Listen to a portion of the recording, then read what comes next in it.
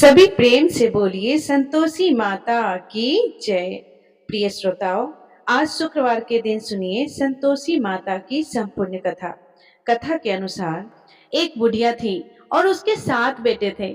6 बेटे कमाने वाले थे और एक बेटा निकम्मा था। बुढ़िया माँ 6 पुत्रों की रसोई बनाती, भोजन कराती और पीछे से जो कुछ बचता वह 7वें पुत्र को दे देती। परंतु वह बड़ा भोला भाला था, मन में कुछ विचार नहीं करता था। एक दिन वह अपनी बहू से बोला, देखो मेरी माता का मुझ पर कितना प्रेम है। वह बोली, क्यों नहीं, सबका जूठा बचा हुआ तुमको खिलाती है। वह बोला, ऐसा भी हो सकता है क्या? मैं जब तक अपनी आंखों से ना देखो मान नहीं सकता। बहू ने हंसकर कहा, देख लोगे तब तो मानोगे। कुछ दिन बाद बड़ा त्योहार आया। घर में 7 प्रकार के भोजन और चूरमा के लड्डू बने।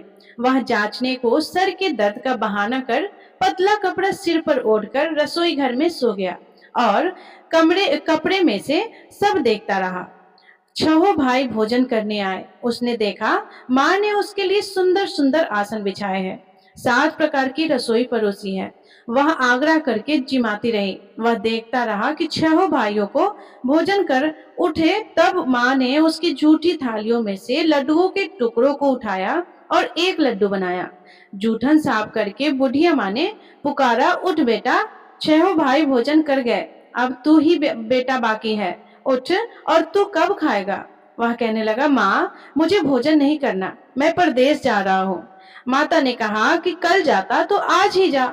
वह बोला, हाँ हाँ आज ही चला जाऊंगा। यह कहकर वह घर से निकल गया।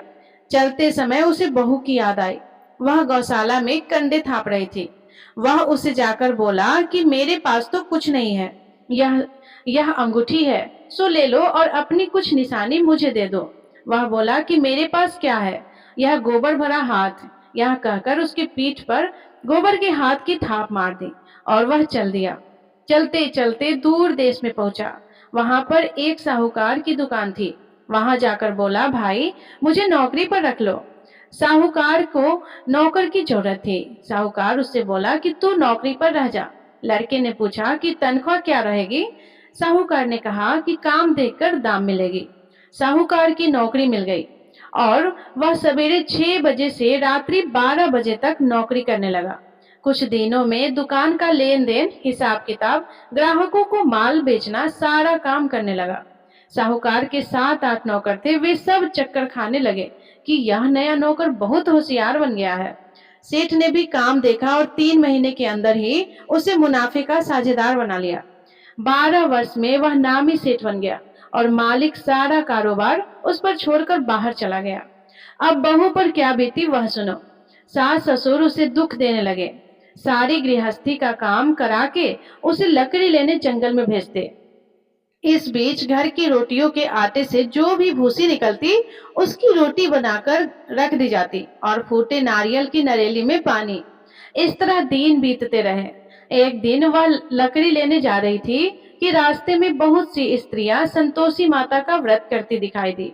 वहां यह खड़ी होकर कहने लगी कि बहनों, यह तुम किस देवता का व्रत करती हो और इसके करने से क्या फल होता है? इस व्रत के करने की क्या विधि है? यदि तुम अपने इस व्रत का विधान मुझे समझाकर कहोगी तो मैं तुम्हारा बड़ा एहसान मानूंगी। तब उसमें से एक स्त्री बोली कि सुनो, यह संतोषी माता का व्रत है। इसके करने से निर्धनता, दरिद्रता का नाश होता है, लक्ष्मी आती है, मन की चिंताएं दूर होती है, घर में सुख होने से मन को प्रसन्नता और शांति मिलती है, त्रिपुत्री को पुत्र मिलता है, प्रीतम बाहर गया हो तो शीघ्र आता है, कुंवारी कन्या को मनपसंद वर मिलता है, राजद्वार में बहुत दिनों से मुकदमा चलता हो तो वह भी खत्म हो जाता है, कलह कलेश की निवृत्ति हो, सुख शांति हो, घर में धन जमा हो, पैसा जायदाद का लाभ हो और भी मन में जो कुछ कामना हो वह सब इस संतोषी माता की कृपा से पूरी होती है। स्त्री कहने लगी कि 1.25 आने का गुड़ चना लेना, इच्छा हो तो 5.25 आने का लेना या 1.25 का भी सहूलियत के अनुसार ही लेना। बिना परेशानी, श्रद्धा और प्रेम से जितना भी बन सके सवाया लेना। 5.25 पैसे से 5.25 आने तथा इससे भी ज्यादा शक्ति और भक्ति के अनुसार ले लेना। हर शुक्रवार को निराहार रहकर कथा कहना और सुनना, इसके बीच क्रम टूटे नहीं। लगातार नियम पालन करते रहना। सुनने वाला कोई ना मिले तो घी का दीपक जलाकर उसके आगे जल के पात्र को रखकर कथा कहना, परंतु नियम न टूटे। जब तक कार्य सिद्ध न हो नियम पालन करना और कार्य सिद्ध हो जाने पर व्रत का उद्यापन करना। 3 मास में माता फल पूरा करती है। यदि किसी के खोटे ग्रह हो तो भी माता 1 वर्ष में अवश्य कार्य सिद्ध करती है। कार्य सिद्ध होने पर ही उद्यापन करना चाहिए, बीच में नहीं करना चाहिए। उद्यापन में 2.5 सेर आटे का खाजा तथा इसी अनुसार से खीर तथा चने का साग बनाना। 8 लड़कों को भोजन कराना। जहां तक मिले देवर, जेठ, भाई, बंधु, कुटुंब के लड़के लेना। ना मिले तो रिश्तेदारों और पड़ोसियों के लड़के बुलाना। उन्हें भोजन कराकर यथाशक्ति दक्षिणा देना और माता का नियम पूरा करना। उस दिन घर में कोई खटाई नहीं बनाना। यह सब सुनकर बुढ़िया की बहू वहां से चल दी। रास्ते में लकड़ी के बोझ को बेच दिया और उन पैसों से गुड़ चना लेकर माता के व्रत की तैयारी करने लगी। आगे चली और सामने मंदिर है। यह सुनकर माता की मंदिर में जाकर माता के चरणों में लौटने लगी और इसके बाद वह माँ से विनती करने लगी कि हे माँ, मैं निपट मूर्ख हूँ, व्रत के नियम कुछ नहीं जानती, मैं बहुत दुखी हूँ। हे माता जगजननी, मेरा दुख दूर करो, मैं आपकी शरण में हूँ। माता को दया आई। एक शुक्रवार बीता कि दूसरे शुक्रवार को ही इसके पति का पत्र आया और तीसरे को उसके भेजा हुआ पैसा भी आ गया। यह देखकर जेठानी मुंह सिकोड़ने लगी। इतने दिनों में इतना पैसा आया है, इसमें क्या बढ़ाव है। लड़के ताने देने लगे कि काकी के पास अब पत्र आने लगे, रुपए आने लगे, अब तो काकी की खातिर बढ़ जाएगी, अब तो काकी बुलाने से भी नहीं बोलेगी। बेचारी सरलता से यह कहती कि भैया पत्र आएगा, रुपए आएंगे तो हम सबके लिए अच्छा है। ऐसा कहकर आंखों में आंसू भरकर संतोषी माता के मंदिर में आकर माँ तेश्वरी के चरणों में गिरकर रोने लगी। माँ, मैंने तुमसे पैसा नहीं मांगा, मुझे पैसे से क्या काम है, मुझे तो अपने सुहाग से काम है, मैं तो अपने स्वामी के दर्शन और सेवा मांगती हूँ। तब माता ने प्रसन्न होकर कहा, जा बेटी, तेरा स्वामी आएगा। यह सुनकर खुशी से वह बावली होकर घर जाकर काम करने लगी। अब संतोषी माँ विचार करने लगी कि इस भोली पुत्री से मैंने कह तो दिया है कि तेरा पति आएगा, पर आएगा कहाँ से? वह तो इसे स्वप्न में भी याद नहीं करता है। इसे याद दिलाने तो मुझे ही जाना पड़ेगा। इस तरह माता उस बुढ़िया के बेटे के पास जाकर स्वप्न में प्रकट होकर कहने लगी, साहूकार के बेटे, सोता है या जागता है? वह कहता है कि माता, सोता भी नहीं हो और जागता भी नहीं हो, बीच में ही हो, कहो क्या आज्ञा है। माँ कहने लगी, तेरा घर बार है या नहीं है? वह बोला कि मेरा सब कुछ है। माता, मेरे पास माँ बाप भाई बहन बहू क्या की कमी है? माँ बोली, पुत्र, तेरी घरवाली कष्ट उठा रही है, माँ बाप उसे दुख दे रहे हैं, वह तेरे लिए तरस रही है, तू उसकी सूध ले। वह बोला, हाँ माता, यह तो मुझे मालूम है, परंतु जाऊं कैसे? परदेश की बात है, लेन देन का कोई हिसाब नहीं है, कोई जाने का रास्ता नजर नहीं आता, कैसे चला जाऊं? माँ कहने लगी कि मेरी बात मान, सवेरे नहा धोकर संतोषी माता का नाम लेकर घी का दीपक जलाकर दंडवत कर दुकान पर जा बैठना। देखते ही देखते तेरा लेन देन चुक जाएगा, जमा माल बिक जाएगा और साज होते होते धन का ढेर लग जाएगा। अब तो वह सवेरे बहुत जल्दी उठकर मित्र बंधुओं से अपने सपने की बात कहता। वे सब उसकी बात अनसुनी करके खिल्ली उड़ाने लगे। कहीं सपने भी सच होते हैं? एक बूढ़ा बोला कि देख भाई, मेरी बात मान, इस तरह साच झूठ कहने के बदले देवता ने जैसा कहा है वैसा ही करना, तेरा क्या जाता है। अब बूढ़े की बात मानकर वह नहा धोकर संतोषी माता को दंडवत कर घी का दीपक जलाकर दुकान पर जा बैठता है। थोड़ी देर में वह क्या देखता है कि देने वाले रुपये लाए, लेने वाले हिसाब लाए, कोठे में भरे सामानों के खरीदार नगद में सौदा करने लगे। शाम तक धन का ढेर लग गया। मन में माता का नाम लेकर प्रसन्न होकर घर जाने के वास्ते गहना कपड़ा सामान खरीदने लगा। यहाँ के काम से निपट घर को रवाना हुआ। उधर बहू बेचारी जंगल में लकड़ी लेने जाती है। लौटते वक्त माता जी के मंदिर पर विश्राम करती है। वह तो उसका रोज रुकने का स्थान ही था। दूर धूल हो रही उड़ती देखकर वह माता से पूछती है, हे माता, यह धूल कैसी उड़ रही है? माँ कहती है कि हे पुत्री, तेरा पति आ रहा है, अब तू ऐसा कर, लकड़ियों के 3 बोझ बना ले, एक नदी के किनारे रख, दूसरा मेरे मंदिर पर और तीसरा अपने सिर पर रख। तेरे पति को लकड़ी का गट्ठा देकर मोह पैदा होगा। वह यहाँ रुकेगा, नाश्ता पानी बनाकर खाकर माँ से मिलने जाएगा। तू लकड़ी का बोझ उठाकर जाना और बीच चौक में गट्ठर लाकर 3 आवाजें जोर से लगाना। लो सासू जी, लकड़ियों का गट्ठर लाई हूँ, भूसे की रोटी दो, नारियल के खोपरे में पानी दो, आज कौन मेहमान आया है। माँ की यह बात सुनकर वह बहुत अच्छा माताजी कहकर प्रसन्न मन से होकर लकड़ियों के 3 गट्ठे ले आई। एक नदी के तट पर, एक माता के मंदिर पर रखा और इतने में ही वह मुसाफिर आ पहुंचा। सूखी लकड़ी देखकर उसकी इच्छा हुई कि अब यहीं निवास करे और भोजन बनाकर खा पीकर गांव जाए। इस प्रकार भोजन बनाकर विश्राम कर लेकर गांव को गया। उसी समय बहू सिर पर लकड़ी का गट्ठा लिए आती है। उसे आंगन में डालकर जोर से 3 आवाज देती है। लो सासू जी, लकड़ी का गट्ठर लो, भूसे की रोटी दो, नारियल के खोपरे में पानी दो, आज कौन आया है। यह सुनकर उसकी सास अपने दिए हुए कष्टों को भुलाने हेतु कहती है, बहू ऐसा क्यों कहती हो, तेरा मालिक ही तो आया है। बैठ, मीठा भात खाकर कपड़े गहने पहन। इतने में आवाज सुनकर उसका स्वामी बाहर आता है और अंगूठी देखकर व्याकुल हो जाता है। माँ से पूछता है कि माँ यह कौन है। माँ कहती है, बेटा यह तेरी बहू है। आज 12 वर्ष हो गए, जब से गया है तब से सारे गांव में जानवर की तरह भटकती फिरती है, काम काज कर घर का कुछ नहीं करती, 4 समय आकर खा जाती है। अब तुझे देखकर भूसे की रोटी और नारियल के खोपरे में पानी मांगती है। वह लज्जित होकर बोला, ठीक है माँ, मैंने इसे भी देखा और तुम्हें भी। अब मुझे दूसरे घर की चाबी दे दो, मैं उसमें रहूंगा। माँ बोली कि ठीक है बेटा, जैसी तेरी मर्जी। यह कहकर माँ ने चाबी का गुच्छा उसे दे दिया।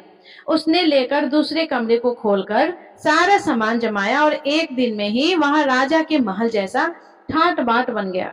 अब क्या था, वह सुख भोगने लगी। इतने में अगला शुक्रवार आया। उसने अपने पति से कहा कि मुझे माता का उद्यापन करना है। उसका पति बोला कि बहुत अच्छा, कर लो, अपनी खुशी से यह भी कर लो। तुरंत ही वह उद्यापन की तैयारी करने लगी। जेठ के लड़के को भोजन के लिए कहने लगी। उसने मंजूर किया, परंतु पीछे जेठानी अपने बच्चों को सिखाती है, देखो भोजन के समय सब लोग खटाई मांगना, जिससे इसका उद्यापन पूरा ना हो। लड़के खाना खाने आए, खीर पेट भर करके खाए, परंतु बात याद आते ही कहने लगे कि हमें कुछ खटाई खाने को दो, खीर खाना हमें नहीं भाता। यह देखकर अरुचि होती है। बहू कहने लगती है कि खटाई किसी को नहीं दी जाएगी, यह तो संतोषी माता का प्रसाद है। लड़के उठकर खड़े हुए और बोले, पैसे ही दे दो। बहू भोली भाली थी, कुछ जानती नहीं थी, सो उन्हें पैसे दे दी। लड़के उसी समय उठकर इमली लेकर खाने लगे। यह देखकर बहू पर माता ने कोप किया। राजा के दूत उसके पति को पकड़ कर ले गए और जेठ जेठानी मनमाने खोटे वचन कहने लगे।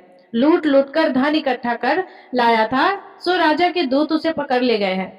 अब सब मालूम हो जाएगा जब जेल की रोटी खाएगा। बहू से यह वचन सहन नहीं हुआ। रोती रोती माता के मंदिर में गई और बोली, हे माता, तुमने यह क्या किया, हंसाकर क्यों रुलाती हो। माता बोली, पुत्री, तूने उद्यापन करके मेरा व्रत भंग किया है, इतनी जल्दी सब बातें भूल जाती हो। वह कहने लगी, माता भूली तो नहीं हूँ, ना कुछ अपराध किया है, मुझे तो लड़के ने भूल में डाल दिया था, मैंने भूल से उन्हें पैसे दे दिए, मुझे क्षमा करो माँ। माँ बोली कि ऐसी भी कहीं भूल होती है। वह बोली, माँ मुझे माफ कर दो, मैं फिर तुम्हारा उद्यापन करूंगी। माँ बोली, अब भूल मत करना। वह बोली कि अब भूल नहीं होगी माता, अब बताओ वे कैसे आएंगे। माँ बोली कि जा पुत्री, तेरा मालिक तुझे रास्ते में ही मिल जाएगा। वह निकली, रास्ते में पति आता मिला तो उसने पूछा कि तुम कहाँ गए थे। वह कहने लगा, इतना धन जो कमाया है उसका टैक्स राजा ने मांगा था, वह भरने गया था। वह प्रसन्न होकर बोली, अच्छा हुआ, अब घर चलो। कुछ दिन बाद फिर शुक्रवार आया तो वह बोली, मुझे माता का उद्यापन करना है। पति ने कहा कि कर लो। वह फिर सेठ के लड़कों से भोजन को कहने लगी तो जेठानी ने 1-2 बातें सुनाई और लड़के को सिखा दिया कि तुम पहले ही खटाई मांग लेना। लड़के कहने लगे कि हमें खीर खाना नहीं भाता, कुछ खटाई खाने को दो। तो बहू बोली कि खटाई खाने को तो नहीं मिलेगी, खाना हो तो खाओ। यह कहकर ब्राह्मणों के लड़के लाकर भोजन कराने लगे। यथाशक्ति दक्षिणा की जगह एक एक फल उन्हें दिया। इससे संतोषी माता प्रसन्न हुई। माता की कृपा होते ही 9वें मास उसको चंद्रमा के समान सुंदर पुत्र प्राप्त हुआ। वह पुत्र को लेकर प्रतिदिन माता जी के मंदिर को जाने लगे। माँ ने सोचा कि यह रोज आती है, आज क्यों न मैं इसके घर चलूं, इसका आसरा देखूं तो सही। यह विचार कर माता ने भयानक रूप बनाया। गुड़ और चने से सना मुख, ऊपर से सूंड के समान होठ, उस पर मक्खियां भिनभिना रही थी।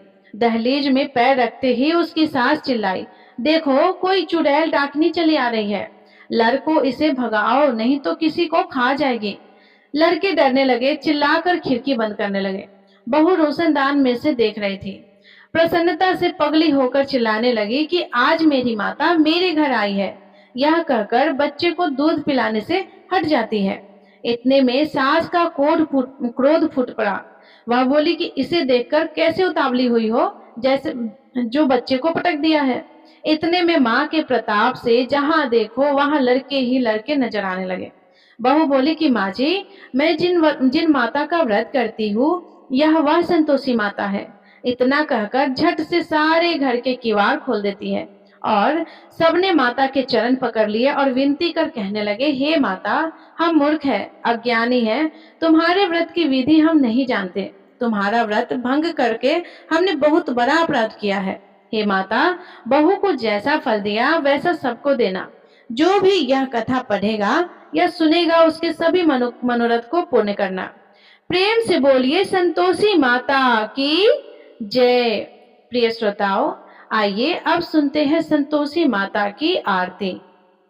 ओम जय संतोषी माता, मैया जय संतोषी माता, अपने सेवक जन की, अपने सेवक जन की सुख संपत्ति दाता। जय संतोषी माता, सुंदर चीर सुनहरी माँ धारण कीनो, हीरा पन्ना दमके तन श्रृंगार लियो। जय संतोषी माता, गिरु लाल छटा छवि वदन कमल सोहे, वदन कमल सोहे। मंद हसत करुणा में, मंद हसत करुणा में, त्रिभुवन जन मोहे। जय संतोषी माता, स्वर्ण सिंहासन बैठी चवर दुरे प्यारे, मैया चवर दुरे प्यारे। धूप दीप मधुमेवा, धूप दीप मधुमेवा, भोग धरे न्यारे। ओम जय संतोषी माता, गुड़ और चना परम प्रिय, माँ संतोष कियो, संतोषी कहलाई, संतोषी कहलाई, भक्तन वैभव दियो। जय संतोषी माता, शुक्रवार प्रिय मानते आज दिवस सोही, मैया आज दिवस सोही। भक्त मंडली छाई, कथा सुनत मोही। जय संतोषी माता, मंदिर जगमग ज्योति, मंगल ध्वनि छाई, मैया मंगल ध्वनि छाई। विनय करे हम बालक, चरणन सिर नाई। जय संतोषी माता, भक्ति भाव में पूजा अंगीकृत कीजय, मैया अंगीकृत कीजय। जो मन बसे हमारे, जो मन बसे हमारे, इच्छा फल दीजिए। जय संतोषी माता, दुख दरिद्री रोगी संकट मुक्त किए, मैया संकट मुक्त किए। बहु धन्य ध्यान भरे, घर सुख सौभाग्य दिए। जय संतोषी माता, ध्यान धरो जो नर, तेरो मन वांछित फल पायो। पूजा कथा श्रवण कर, पूजा कथा श्रवण कर, घरे आनंद आयो। जय संतोषी माता शरण गहे की लज्जा, रखियो जगदम्बे संकट तू ही निवारी, संकट तू ही निवारी, दयामयी अम्बे। जय संतोषी माता, संतोषी माँ की आरती जो कोई नर गावे, माया जो कोई नर गावे, रिद्धि सिद्धि सुख संपत्ति जी भर कर पावे। जय संतोषी माता, जय संतोषी माता, मैया जय संतोषी माता। अपने सेवक जन की, अपने सेवक जन की सुख संपत्ति दाता। जय संतोषी माता। प्रेम से बोलिए संतोषी माता की जय। प्रिय श्रोताओं, आपको आज की कथा पसंद आए तो वीडियो को लाइक करके चैनल को जरूर सब्सक्राइब करिएगा और कमेंट में जय संतोषी माता अवश्य लिखिएगा। राधे राधे, जय श्री कृष्णा।